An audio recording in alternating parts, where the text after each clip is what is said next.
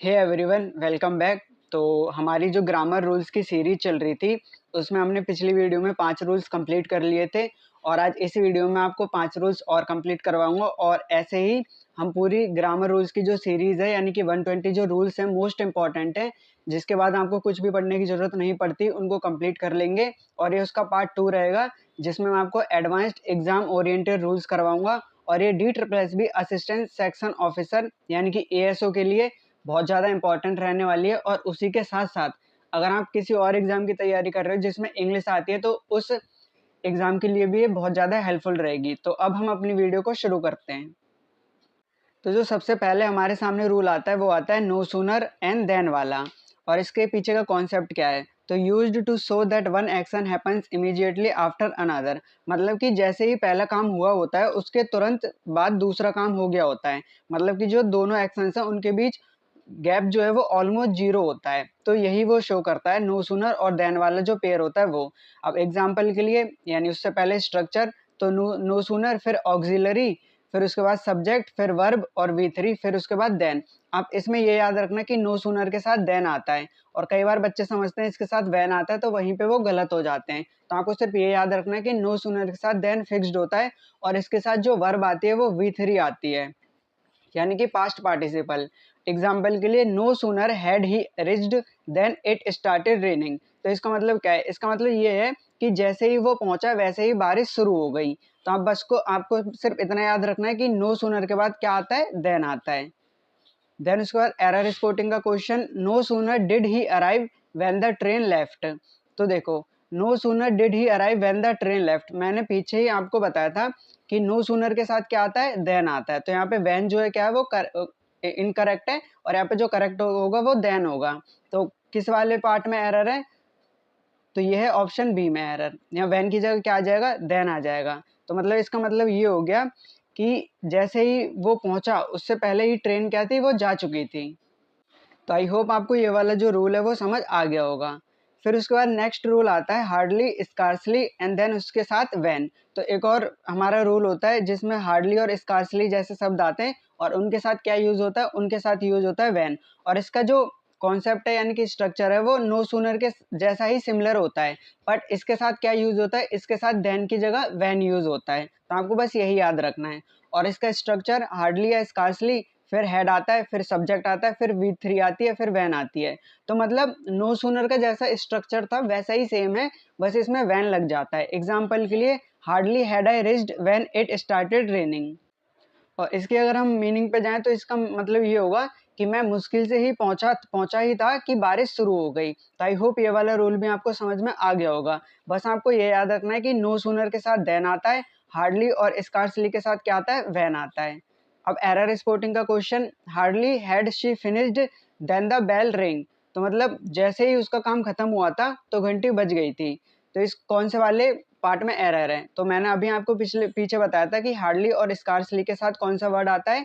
Van आता है। तो देन यहाँ पे गलत है, यहाँ पे हो जाएगा वैन और ये सेंटेंस करेक्ट हो जाएगा। तो एरर हमारा बी पार्ट में, ऑप्शन बी करेक्ट है। देन उसके बाद rule 8, not only but also. तो नॉट ओनली के साथ क्या आता है? But also. पर इसका कॉन्सेप्ट क्या है? इसका कॉन्सेप्ट ये है कि वर्ब जो है वो एग्री करता है जो उसके पास वाला सब्जेक्ट होता है उसके साथ। स्ट्रक्चर क्या होता है? Not only A but also be. तो वर्ब किसके साथ आएगी? मतलब किसके जो होता है ना सब्जेक्ट वर्ब एग्रीमेंट, तो वर्ब जो है वो किसके साथ, कौन से सब्जेक्ट के साथ एग्रीमेंट करेगा?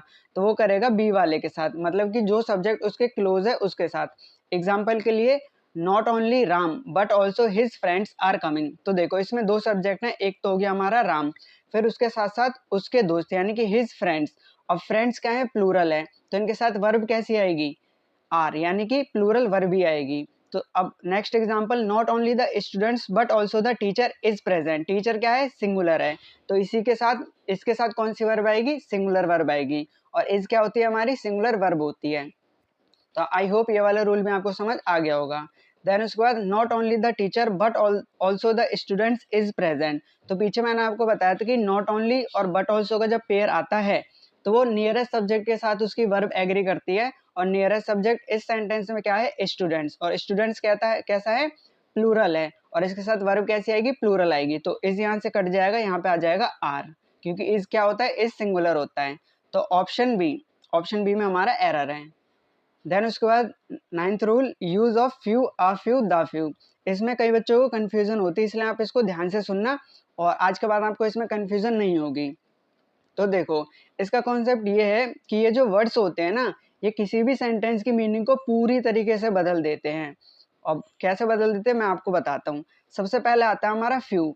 फ्यू का मतलब क्या होता है? फ्यू का मतलब होता है ऑलमोस्ट नन, यानी कि नेगेटिव। इसका मतलब ये है कि जब सिर्फ अकेला फ्यू आता है ना, तो वो नेगेटिव सेंस में यूज किया जाता है, जिसका मतलब होता है ऑलमोस्ट नन।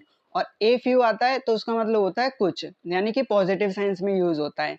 और फिर आता है द फ्यू। द फ्यू का मतलब है whatever little is there, मतलब कि जो थोड़ा कुछ भी बच गया है स्पेसिफिक नंबर में, उसके लिए हम यूज करते हैं द फ्यू। अब एग्जाम्पल से आपको और अच्छे से क्लियर होगा। Few students passed, almost none. तो फ्यू स्टूडेंट्स पास्ड मतलब फ्यू का भी हमने पढ़ा था कि ऑलमोस्ट नन यानी कि नेगेटिव सेंस में जाता है। तो इसका मतलब वो है कि कोई भी बच्चा पास नहीं हुआ, मतलब ना के बराबर पास हुए हैं।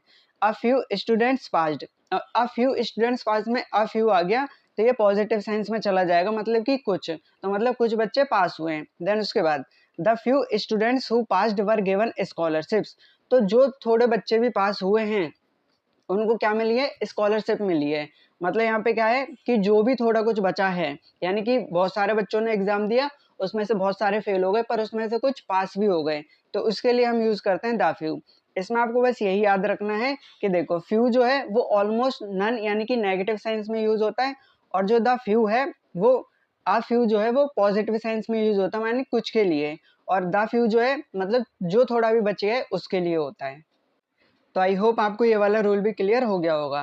देन उसके इसके लिए एरर स्पॉटिंग का question, few students were able to solve the easy question. तो मतलब कुछ ऐसे स्टूडेंट्स थे, मतलब ना के बराबर स्टूडेंट्स थे जो इजी क्वेश्चंस को सॉल्व नहीं कर पाए, मतलब ना के बराबर नहीं कर पाए। तो इसमें हमारा डी नो एरर हो जाएगा।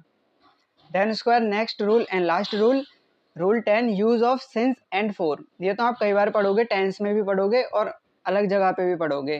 तो इसका कॉन्सेप्ट क्या है? इसका कॉन्सेप्ट ये है कि both relate to time but are use differently. तो दोनों जो हैं सिंस और फोर, ये हम टाइम को रिलेट करने के लिए यूज करते हैं, पर इनका जो यूज होता है वो अलग अलग होता है। स्ट्रक्चर क्या होता है? सिन जो है starting point of time. Starting point of time का मतलब आप सिर्फ इतना याद रखो, सिंस हम तब यूज करते हैं कि कब से, जब हमें पूछना होता है कि कब से कोई चीज हो रही है या कब से कोई काम हो रहा है, तो उसके लिए हम यूज करते हैं सिंस। और फोर किसके लिए यूज करते हैं? फोर हम यूज करते हैं ड्यूरेशन ऑफ टाइम, मतलब कि कितने टाइम से हो रहा है। एग्जाम्पल से और क्लियर होगा, he has been here since morning. तो वो यहाँ है, कब से है? मॉर्निंग से। और कब से है यानी इस ये वाला जब सेंस आता है तो उसके लिए हम क्या यूज करते हैं? सिंस यूज करते हैं। और सिंस किसके लिए यूज करते हैं? Starting point of time. The next example, he has been here for 2 hours. He has been here for 2 hours का मतलब क्या होता है कि वो यहाँ 2 घंटे से है, यानी कि मतलब हमें सेंस आ रहा है ना कि कितने टाइम से है, तो वो 2 घंटे से है। तो आई होप आपको ये वाला रूल भी क्लियर हो गया होगा। देन इसके बाद error spotting, he has been working here since 2 hours. तो वो यहाँ पे काम कर रहा है। अब अब हम यहाँ पे ये नहीं पूछेंगे कि कब से कर रहा है, क्योंकि इस सेंटेंस में ही ये सेंस जा रहा है कि हम इसमें पूछना चाह रहे हैं कि वो ये काम कितने टाइम से कर रहा है। तो he has been working here, since यहाँ पे खत्म हो जाएगा, यहाँ पे आएगा 4, तो he has been working here for 2 hours. तो ऑप्शन बी में हमारा क्या है? एरर है। सिंस की जगह क्या आ जाएगा? 4 आ जाएगा। तो आई होप आपको ये सारे रूल क्लियर हो गए होंगे। और आप वीडियो को, अगर कोई भी आपकी क्वेरी है तो आप हमें कमेंट में बता सकते हो, मैं आपके सारे डाउट्स का रिप्लाई करूंगा।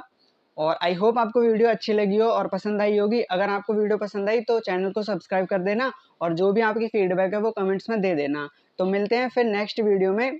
Till then take care and thank you.